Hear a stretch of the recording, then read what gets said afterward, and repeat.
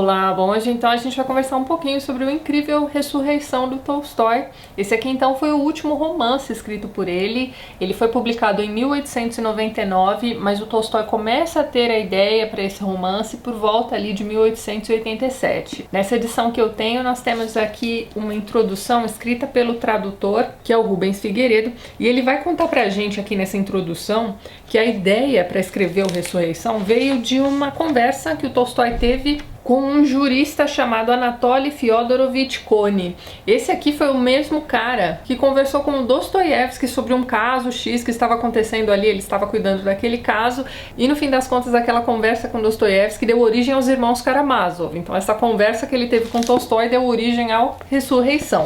O caso sobre o qual o Koni vai conversar com o Tolstói nada tem a ver com parricídio, não é nada disso. Na verdade é o caso de um rapaz da nobreza que vira e mexe era chamado para ser jurado, e um belo dia ele vai lá ser jurado na mesma para um caso envolvendo uma jovenzinha. E aí ele está lá no júri, quando ele olha para a mocinha, ele descobre nela uma moça que ele tinha conhecido alguns anos atrás. E aí ele passa a se sentir culpado pela situação atual daquela moça que está ali, porque ele vai se lembrar de que alguns anos atrás ele tinha desgraçado a vida daquela moça, ou seja, ela está ali porque ele fez besteira com ela anos atrás. E essa história vai tocar fundo o coraçãozinho de Tolstói, porque ele também tem uma história parecida de vida. Quando jovem, ele também aprontou ali com a filha de um mujik. Deixou aquela moça também numa situação bastante complicada. Então, ele vê nessa situação uma oportunidade de escrever um livro a respeito disso tudo, de ter ali algum tipo de redenção também por conta dos erros do passado. E o que ele vai fazer aqui nesse livro também pra gente é dar um panorama interessantíssimo a respeito do judiciário da Rússia no final do século XIX. A coisa toda beira o absurdo, e aí ele vai expor tudo isso aqui pra gente neste livro. O personagem principal que ele vai escolher então para desenvolver aqui nesse livro é um rapaz que ele já vinha retratando em contos anteriores e que na verdade é um alter ego dele, que é então o Nekliudov. Ele aparece num conto do Tolstói chamado Manhã de um Senhor de Terras, e mais pra frente ele aparece num outro conto das Memórias do Príncipe Nekliudov.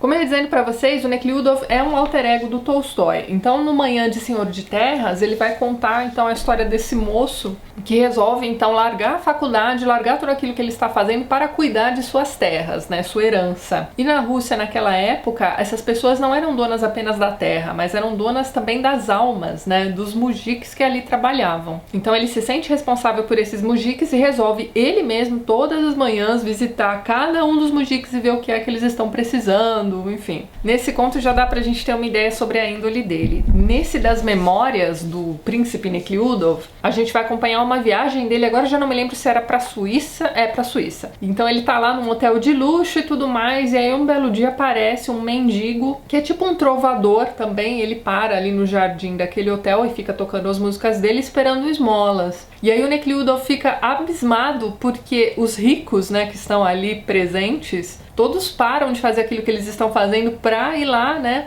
ouvir a música do mendigo, mas ninguém dá nenhuma moedinha pra ele. Então ele vai lá, pega o cara, leva pra jantar ali num restaurante ali próximo. Então assim, o Nekliudov é um personagem que está numa posição muito privilegiada e que olha pras pessoas necessitadas com um olhar assim de peraí, se ninguém tá fazendo nada, deixa que eu faço. E aqui no Ressurreição a gente encontra o Nekliudov, na verdade, em 3 momentos diferentes, né? Esse livro é dividido em 3 partes.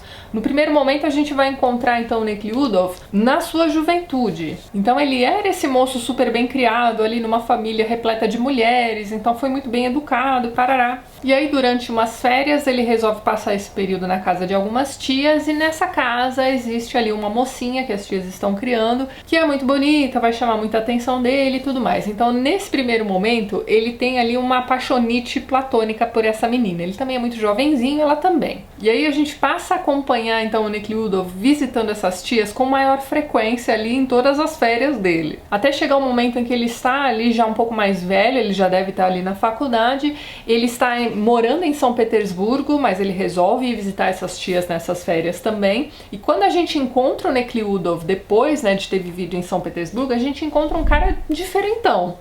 Então, assim, é como se o Tolstói estivesse dizendo pra gente que a cidade grande tem algum tipo de participação nessa mudança que aconteceu com o Nekhlyudov. Então agora ele é um cara arrogante, um cara cretino mesmo. Então, assim, consciente da sua posição social e que abusa dos demais. Então o que ele vai fazer? Vai abusar dessa mocinha. E uma coisa que ele vai fazer antes de voltar para São Petersburgo é oferecer dinheiro para ela. Só para vocês terem uma ideia. O que acontece com essa moça dali uns dias é que ela vai descobrir que está grávida. Aí as tias do garoto não aceitam essa empregada grávida em casa, expulsam essa moça de casa e ela passa a viver uma vida de miséria. Então, num primeiro momento, ela vai se empregar em outras casas e a gente vai descobrindo, né, emprego atrás de emprego, que ela foi abusada de alguma forma pelos patrões. Até chegar um momento em que ela dá um basta, resolve cuidar de si mesma e vai se prostituir. A gente fica sabendo também que nesse período ela deu à luz, só que a criança morre pouco tempo depois. Então, assim, tudo o que aconteceu com ela depois que o Nekhlyudov apronta com ela é uma sucessão ali de desgraças. Então, quando a gente encontra o Nekhlyudov sendo jurado do caso dessa moça, né, que é a Katyusha, ele já está mais envelhecido, então a gente imagina que ele deva ter ali por volta dos seus 30 anos. Ele reconhece a menina no tribunal, ela não o reconhece, então, assim, ele vai notando que ela não é mais aquela flor de inocência e sensualidade que ele se lembrava e tudo mais. Então ele vai percebendo durante o julgamento que o que está acontecendo ali com aquela moça é culpa dele. Se ele não tivesse aprontado com ela lá atrás, jamais ela estaria ali sendo julgada por um crime que ela não cometeu. Então, assim, num dado momento ali da vida dela, ela vai trabalhar, entre muitas aspas, em um hotel. E aí um belo dia aparece ali um cliente com uma mala de dinheiro. Os demais funcionários estão ali de olho naquela mala, eles conhecem aquele, né, cliente ali e tudo mais. Só que quando esse roubo não dá certo e a polícia chega, eles acabam incriminando a mocinha também, a mocinha que tinha passado a noite com ele. Fato é então que ela vai ser julgada culpada, e aí ela vai ser condenada a 4 ou 5 anos de serviços forçados na Sibéria. Então você imagina uma moça toda delicada, nananã, sendo injustamente condenada a serviços forçados na Sibéria. O Nekhlyudov, a partir desse momento, começa a se mexer. Então, primeiro, ele vai notar que houve um erro dos jurados na redação ali da sentença deles. Então, eles tinham chegado à conclusão de que ela era inocente, mas por algum motivo ali durante a redação daquilo que eles precisavam dizer pro juiz, por conta de um erro muito besta, ela acaba sendo condenada. Então, primeiro ele tenta corrigir aquilo, não consegue. Depois ele tenta diminuir a pena dela, enfim, ele vai tentando mil coisas, ele não descansa enquanto ele não consegue amenizar a injustiça. Então, assim, primeiro ele vai se sentir muito culpado por tudo que aconteceu com ela. Então esse é o motivo principal por ele se mexer tanto para resolver o problema dela. Num outro momento ele vai perceber que ele ainda ama essa moça. Então ele vai tentar conversar com ela, convencê-la de que ele quer, além de tirá-la da cadeia, se casar com ela. Só que ela, num primeiro momento, tem um ódio mortal nele. Então em alguns capítulos o Tolstói vai contar pra gente a história do ponto de vista dela. Você imagina, né? Tudo pelo que ela passou, né? Por culpa desse rapaz, e de repente o cara tá lá no júri que ajudou a condená-la aos serviços, né, forçados. Então ela vai recusar ajuda e tudo mais. Num dado momento ela vai perceber que ela pode usar aquela amizade que aquele rapaz tem por ela a favor dos amigos. Então, assim, ela não é a única pessoa que está ali condenada injustamente. Quando o Tolstói começa a mostrar pra gente, então, a Katyusha na cadeia, né, e essas outras pessoas que estão presas ali junto com ela, ele vai contar, então, a história pessoal ali de diversos desses personagens, e a gente vai percebendo ali, através de cada uma dessas histórias, o quão absurdo mesmo, né, por falta de termo melhor, é ali o sistema jurídico. Então, uma das coisas que o Tolstói faz aqui nesse livro é mostrar pra gente como o judiciário é muito leniente com as pessoas que têm condições, né, de pagar grandes advogados, etc., e muito injusto com as pessoas que não têm condições. Então esses mujiques, os ladrõezinhos, os batedores de carteira e etc., eles eram condenados assim a penas tenebrosas por terem cometido esse tipo de crime. Então, outra coisa que o Tolstói faz aqui no livro também é mostrar pra gente o que levou essas pessoas a cometerem esses crimes. E são sempre histórias muito tristes. Ele conta ali pra gente também algumas histórias envolvendo crianças, envolvendo idosos. E ele vai pintando um quadro que vai mostrando pra gente que essas pessoas não tinham mais como sobreviver, elas não tinham mais o que fazer, elas precisavam roubar ali o pão, e enfim. Então nesse livro, além da gente acompanhar o desenvolvimento pessoal do Nekhlyudov, porque esse senso de justiça dele não vai ser aplicado somente a Katiusha, ele vai começar a ajudar esses outros presos com os quais ele vai ter, né, contato ali ao longo daqueles meses, daqueles anos. A gente acompanha nesse livro também essa coisa do Nekliudov, né, de já que o sistema não faz nada por essas pessoas, deixa que eu tento fazer aqui alguma coisa.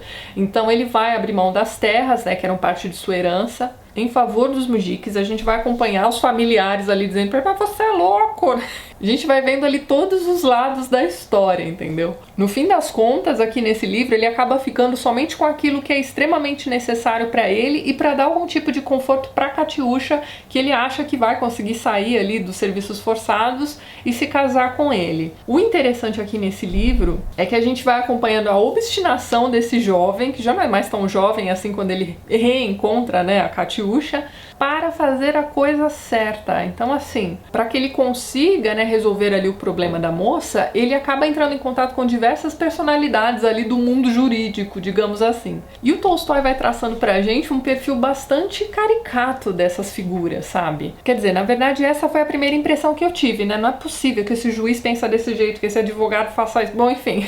Mas aos poucos eu fui pensando que talvez o Tolstói tivesse compondo ali não necessariamente um quadro cômico ou de caricaturas e tudo mais. Na verdade, ele estava ali fazendo um retrato de como a coisa toda funcionava ali no final do século XIX. Esse é aquele tipo de livro que mostra bem pra gente, né, que deixa bem claro pra gente as ideias socialistas do Tolstói. Mas veja bem, não é por conta dessa carga socialista no livro que ele vai deixar de ser imparcial. A gente nota, claro, né, fica muito claro aqui no livro que ele puxa a sardinha pro socialismo, mas ao mesmo tempo ele vai mostrando pra gente que muitas daquelas pessoas que ele está retratando ali dentro das cadeias e tudo mais, estão ali porque realmente cometeram crimes, estão ali cumprindo sua pena. O que ele mostra aqui pra gente é o exagero. Ele faz também um retrato aqui de abuso de poder, não só do judiciário, mas também dos carcereiros e coisa do tipo. Então, assim, é um livro que me lembrou muito ali os livros do Drauzio Varela. Inclusive daria pra gente traçar aqui diversos paralelos, né, sobre, né, o sistema carcerário ali da Rússia, né, do final do século XIX e do Brasil de hoje em dia. Então não sei se eu consegui passar aí pra vocês a ideia do quão interessante é esse livro.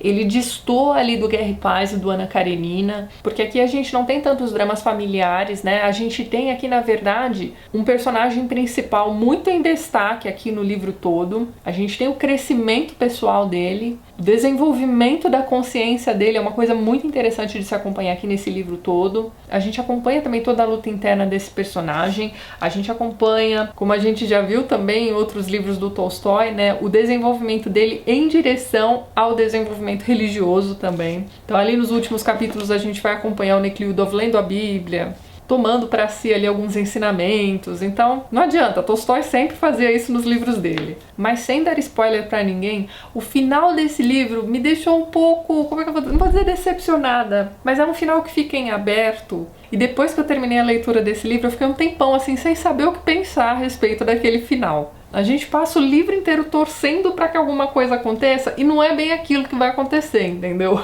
Enfim, gente, leiam Ressurreição e depois vocês venham aqui nos comentários conversar comigo sobre esse final. Caso você já tenha lido esse livro, não esquece de deixar no seu comentário um avisozinho de spoiler. Essa edição que eu tenho em mãos é de uma editora que não existe mais, mas esse livro está disponível num box da Nova Fronteira. Eu vou deixar o link na descrição do vídeo. Um detalhe interessante aqui no livro é que a mocinha, né, a Katiusha, quando trabalhava ali na casa das tias do Nekliudov, vira e mexe conseguia ali um tempinho livre para ler. E um dos autores preferidos dela era o Dostoiévski. E a gente sabe que o Tolstói e o Dostoiévski não se bicavam. Achei interessante ele colocar aqui o nome, né, do seu arqui-inimigo como um dos autores preferidos de uma de suas personagens. Achei isso curioso. Bom, gente, é isso. Fica a dica aqui pra vocês de um livro espetacular. Em breve eu volto aqui no canal com mais leituras de Tolstói aqui, compartilhando com vocês também. Vejo vocês nos próximos vídeos do canal. Um beijo grande e até mais.